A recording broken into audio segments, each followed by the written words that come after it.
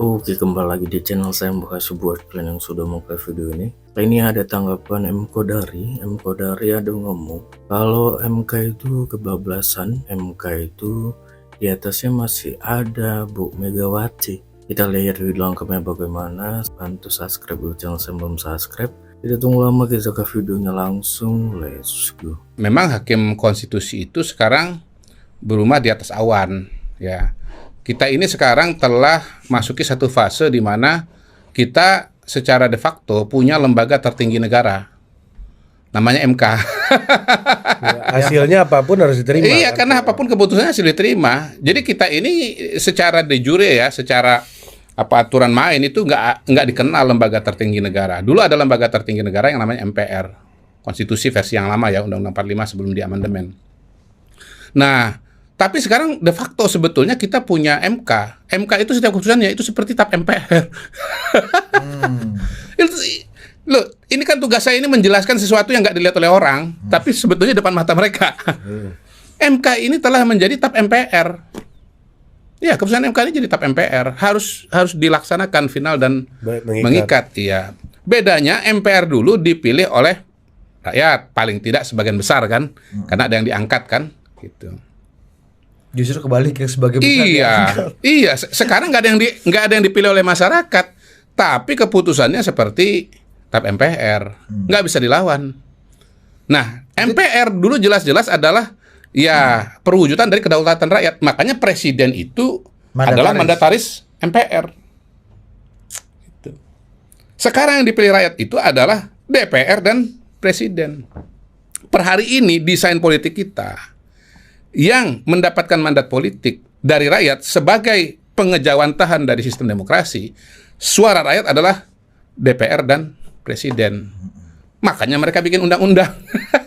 Kalau kita lihat dari komposisi, itu kan partai politik Koalisi Indonesia Maju Plus berbeda dengan PDI Perjuangan, karena PDI Perjuangan sendiri yang berbeda atau tidak setuju dengan teman-teman di Koalisi Indonesia Maju Plus. Kalau saya melihatnya itu proses di DPR, dan hemat saya itu yang terjadi. Ada keputusan MK, ada rencana dari DPR untuk revisi undang-undang. Gitu. Nah, pada titik itulah saya mengatakan bahwa ya MK itu sudah kebablasan karena dia yudikatif tapi kerjaannya legislatif gitu. Kalau memang betul MK tuh mau kayak begini, menurut saya DPR berhenti aja.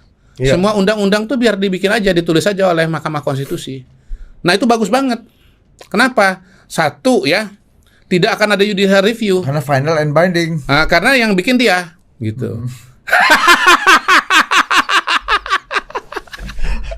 Nanti kalau orang mau judicial review terhadap undang-undang yang ditulis sama Mahkamah Konstitusi pasti menolak karena ini bertentangan dengan diri saya sendiri. Itulah titik paling kelucuan dari MK sekarang ini. Titik ekstrimnya, kalau MK itu boleh nulis undang-undang, nulis ayat, nulis pasal, biarkanlah, ya, bayangkanlah bila seluruh undang-undang itu dikerjakan oleh Mahkamah Konstitusi. Nggak ada lagi tuh DPR. Meskipun secara substansi putusan MK kemarin dipuji-puji, dari Mahkamah Keluarga jadi Mahkamah Keadilan justru lagi. Itu bos, kalau MK ini dianggap sudah tobat, tanggung, bikinlah dia jadi orang suci sekalian. Dengan cara apa? Seluruh undang-undang itu yang biasanya dikerjakan oleh DPR itu kita serahkan saja kepada Mahkamah Konstitusi untuk menulisnya. Pasti bagus, pasti tokcer. Karena ini semua adalah orang-orang yang wisdomnya sudah di atas rata-rata manusia Indonesia. Udah nggak punya kepentingan lagi. Sudah hatinya suci, ya. Dan mewakili tiga rukun. Di atas para ahli agama, di atas para ahli teknik, di atas para ahli hukum. Kalau ahli hukum yang itu ahli hukum biasa, ini ahli hukum, maha hukum. Karena Mahkamah Konstitusi final and binding, pasti bagus. Gitu. Bagus kan rekomendasi saya kan? Konkret kan? Gitu, supaya kita tidak ada pembelahan-pembelahan, perbedaan-perbedaan lagi. Kalau sekarang DPR masih menulis undang-undang, membuat undang-undang, walaupun itu adalah amanah konstitusi, jelas-jelas pasal 20, 20A, 21. Tetapi ya itu kan kerjaannya manusia. Penuh banyak kepentingan, partai politik kepentingan sempit, bagian dari perpanjangan tangan kekuasaan, populisme otoriter. Itu. Kalau pakai tesis itu, udah Mahkamah Konstitusi aja yang bikin undang-undang. Nggak pusing kita udah, bos. Nggak pusing kita. Ya, itu kalau konsisten. Ya, kenapa ada Gibran? Oh, ini manipulasi demokrasi, ini kecurangan. Lah, pertama, yang menggugat namanya Saki Biru, bukan Gibran. Ya toh? Ini kan sama dengan MK terakhir itu, ya. Yang menggugat Gelora sama buruh kan? Iya. Yang mendapat manfaat siapa? PDIP dan Anies. Setelah keputusan MK itu, menurut saya semua tudingan tentang bahwa pasal keputusan 90 itu adalah untuk Gibran itu udah gugur semuanya. Kenapa? Ya kalau kita bandingkan dengan keputusan 60 dan 70 2024 ini, yang menggugat Gelora, yang dapat hasil PDIP dan mungkin Anies. Apakah Bang Fahri terima bahwa kepentingannya untuk meloloskan Anies di Malah dia Jakarta? protes. Kan? Itu bukan itu yang kita minta. Yang kedua, begitu Gibran bisa lolos, yang menghendaki Gibran adalah Prabowo. Karena apa? Karena Prabowo mau menang. Dia tahu bahwa Pak Jokowi populer. Dia sudah punya pendukung, dia pengen dapat lagi pendukung dari Pak Jokowi. Karena kalau cuman pendukung dia saja 2014 2019 nyampe nggak 50%? Nggak nyampe, bos. Makanya dia harus ambil suara lain. Dari siapa? Dari Pak Jokowi. Dan ini juga sejalan dengan agenda dia keberlanjutan. Kalau dia mau ngomong keberlanjutan, hukum asosiasi apa lagi yang lebih kuat ketimbang adanya Gibran. Jadi Kaesang itu kehendak dari koalisi Indonesia Maju. Dan mereka bergerak dalam kerangka wewenang mereka membuat undang-undang. Undang-undang itu siklus, undang-undang, revisi undang-undang, revisi lagi. Di tengah-tengahnya mungkin ada judicial review dan seterusnya dan seterusnya. Tapi ingat ya, kalau buat saya Mahkamah Konstitusi itu judicial review-nya itu harus menerima dan menolak saja. Jangan dia nulis pasal-pasal baru. Karena kalau enggak bentrokan dengan DPR, yang terjadi adalah anarki gitu. Nah, saya dituding, wah, kenapa waktu keputusan 90 diam aja? Ya, DPR-nya nggak buat revisi undang-undang. Gua mau komentarin apa? Ini gua jawab di sini. Udah pernah jawab sih, tapi orang lupa. Dan saya pertama kali keluar keputusan MK itu langsung menerima kok. Silakan aja pakai tuh keputusan 60 dan 70. Oh, berarti Anies bisa maju. Itu jawaban saya di mana? Di AI-nya sebenarnya mana gitu. Tapi begitu DPR mau revisi, buat saya DPR berhak kok. Nah, menjawab pertanyaan tadi, kenapa kemarin bentrokan atau demo itu terjadi? Ini semata-mata karena opini publik. Opini publik terhadap DPR dan partai politik terlanjur sudah jelek. Udah lama peringkat trust kepada partai politik dan DPR itu rendah. Trust kepada MK lebih tinggi. Sehingga akhirnya apa? Orang berpihak kepada MK. Walaupun secara substansi, buat saya MK salah, DPR benar. Karena secara kewenangan, pembuat undang-undang itu adalah DPR, bukan MK. Ya, kalau ini yang dengar nih ya, kalau Anda masih berpendapat bahwa MK ada yang lebih benar, silakan tadi. Seluruh undang-undang itu dibuat oleh Mahkamah Konstitusi. Nyahok loh. Atau saya pinjam istilah Bu Mega pidato tadi, gile. Kalau kita bicara substansinya, putusan MK kemarin kan itu kan ya demokratis, Mr. Q. Thresholdnya saya diturunkan. Saya nggak mau masuk ke sana. Iya, kalau kita bicara menurut substansi, saya secara filosofi, ya MK menulis pasal, menulis ayat itu bablas saja. Tapi ini ada berbahaya karena itu melahirkan anarki. Lembaga yang berwenang membuat undang-undang adalah DPR. Lalu dia buat undang-undang benturan. Itu yang namanya anarki. Anarki itu lawannya order. Nah, situasi paling berbahaya bagi suatu negara adalah anarki. Ya. Kenapa? Nggak tahu mau dipegang apa. Mana yang benar, mana yang salah, kacau. anomik. Anarki lebih bahaya daripada anomi. Anomi itu ketiadaan nilai. Ini terjadi benturan nilai yang kita tidak tahu mana yang harus kita berpihak. Agent Mr. Q. Ini ngomong substansi nih.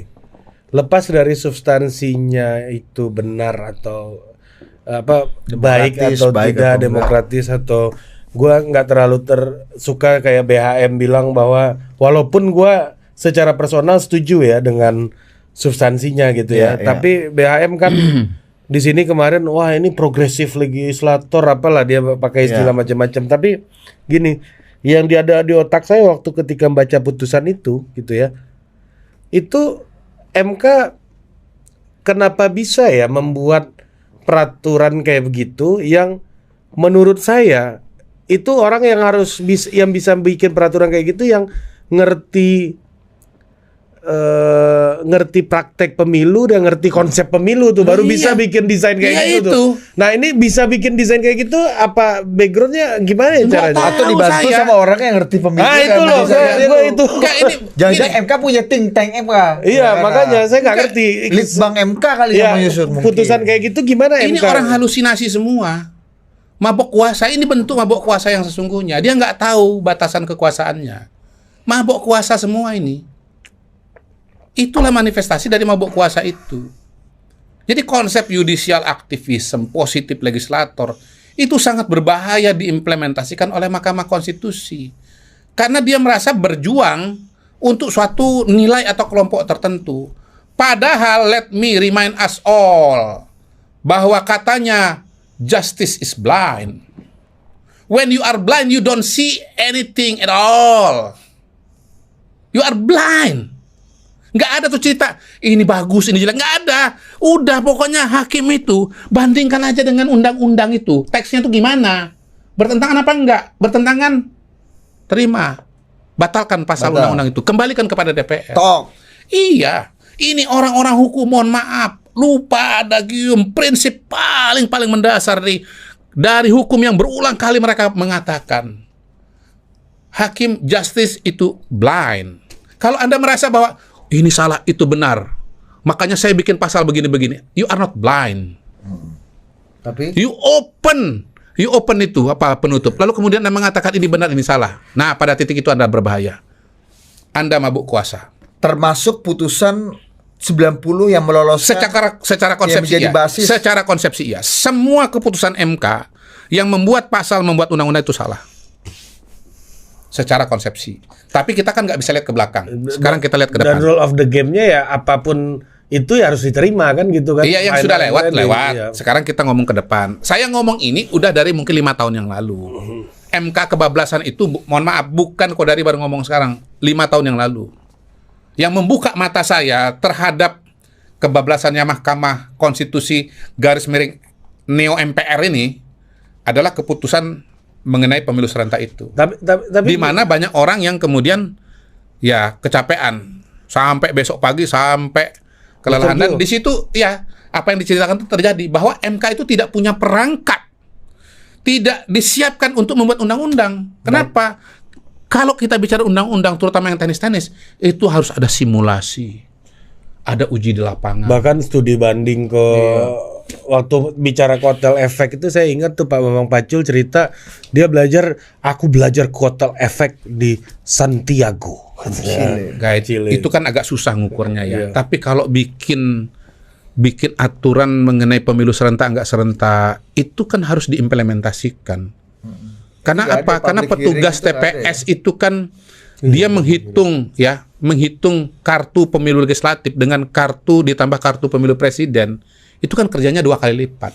Ya, nah, pikiran begitu itu dan konsekuensi teknisnya itu nggak ada di kepalanya Hakim MK. Dan KPU ternyata banyak yang meninggal dulu kan? Iya. Waktu ngurusin pilkada pemilu serentak ini kan? Saya tidak mengatakan banyak yang meninggal ya. Jangan-jangan dugaan saja.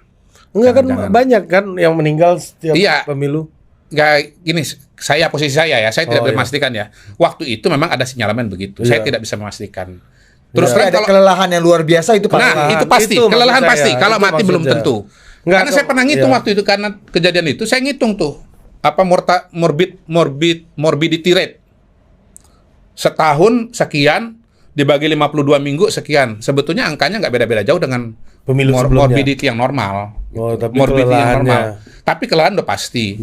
Nah, kalau soal itu saya bisa confirm anak saya petugas TPS.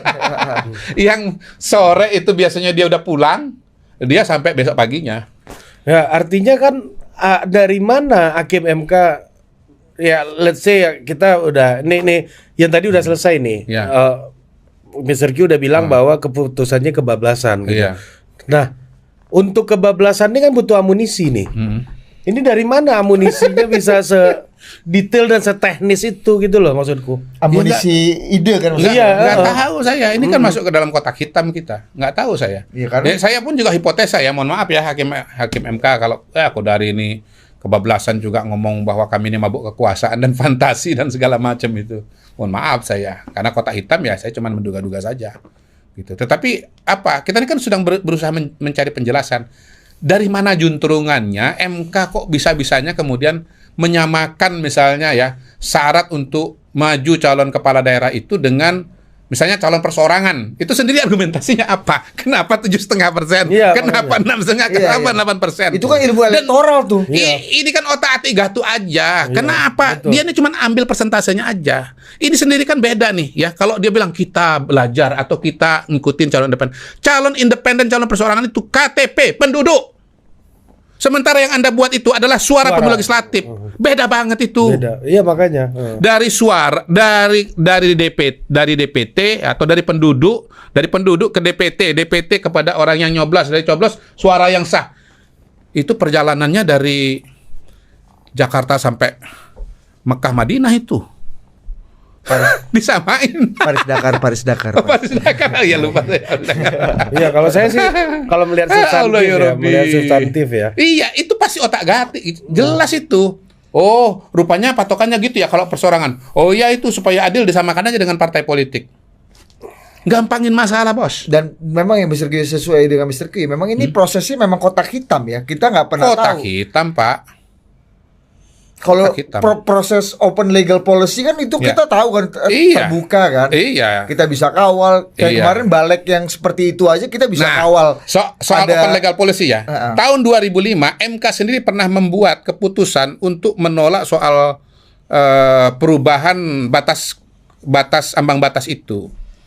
Gara-gara apa? Itu pernah diajukan walaupun mungkin nggak persis sama ya. Nanti bisa dicek lah pemirsa untuk tahun 2005 itu keputusan MK soal ambang batas. Tapi soal ambang batas juga. Dan waktu itu MK mengatakan ambang batas itu open legal policy alias wilayah DPR. Sekarang diambil.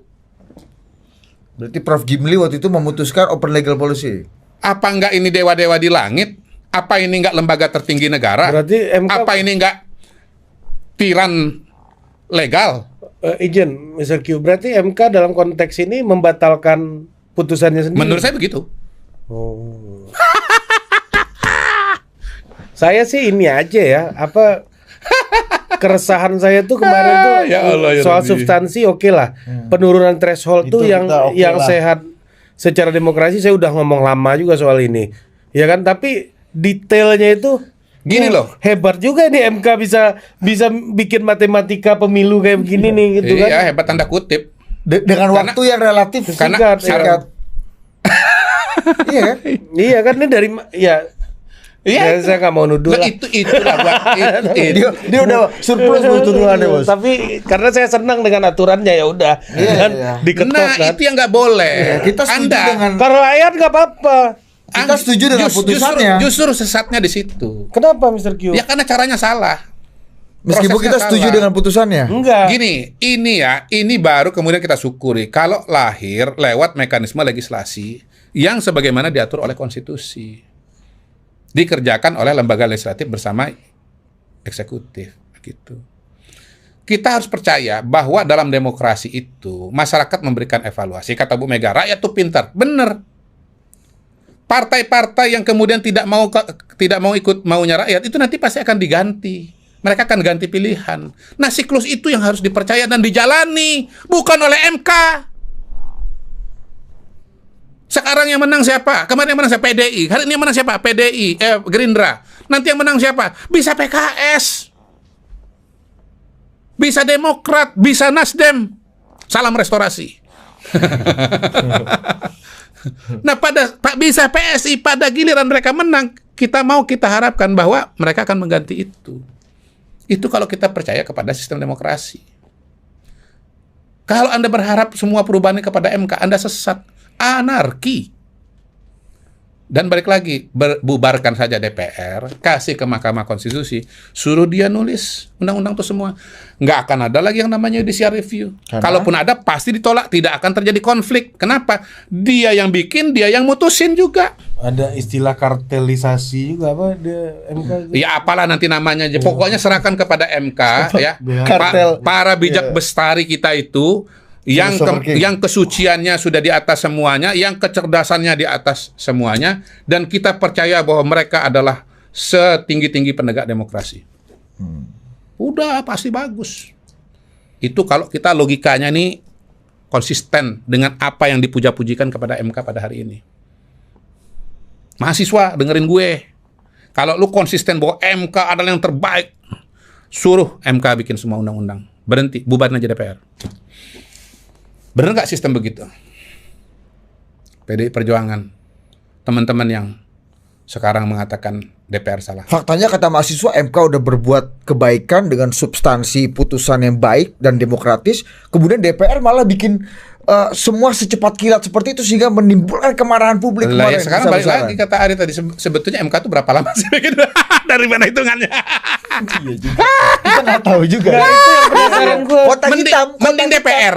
Mending DPR, ada Ketawa. undangan, proses legislasi, ya kan? Live di TV. Semua orang tahu bahwa akan ada rapat.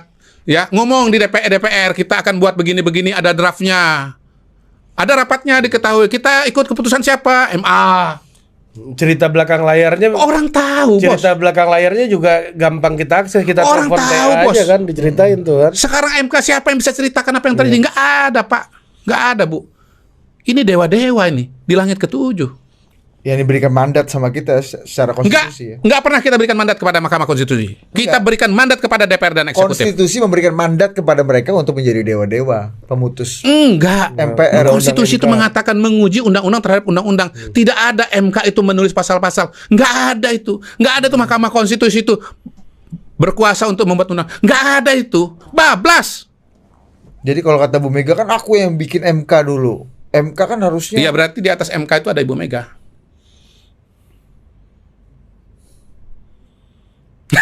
Kenapa diam? Keningan terlama dalam saya di dalam Ya. politik.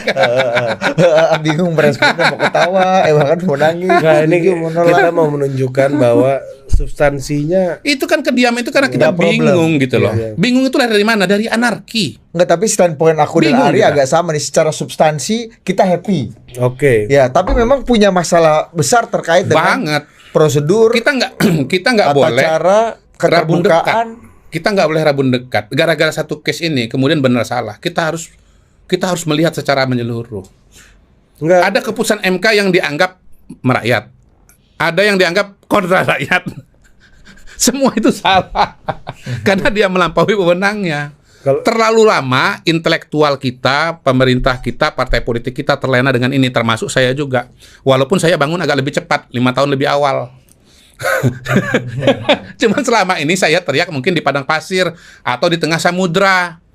Nah, case pada hari ini membuat saya punya bahan untuk ngomong lebih kenceng bahwa MK itu kebablasan, bahwa MK itu pada hari ini telah menjadi MPR, tapi dia nggak dipilih oleh rakyat. Yang namanya hakim Mahkamah Konstitusi sudah merasa dirinya di langit ketujuh. Cara mengubahnya gimana? Amandemen konstitusi kah? Atau apa, Mr. Gyo? Mekanisme ketatanegaraan gimana, Mr. Gyo? Jangan dibahas ini, biar nanti kita pikirkan sama-sama. Yang penting menyerap dulu, menerima dulu, mengakui bahwa ada masalah di situ. Itu dulu. Itu dulu ya. Kita nggak boleh buru-buru. Kesamaan di situ dulu Pastikan ya. dulu ya alam pikiran. Ya, saya mau lihat nih berapa banyak orang yang matanya terbuka pada hari ini. Enggak, kan nanti pasti ada mikir juga, Mr. Q kayak gini kan mau amandemen konstitusi aja nih misalnya gitu kan. Iya, bisa aja. Bisa Bebas juga. aja. Itu kan saya kan tidak bertanggung jawab terhadap fantasi Anda. Itu aja kata kuncinya. Oh. Saya tidak bertanggung jawab terhadap fantasi Anda. The author is dead. Oke, itu dia videonya. Gimana menurut kalian? Cek komen di bawah dan sampai bertemu di video saya selanjutnya. Buah.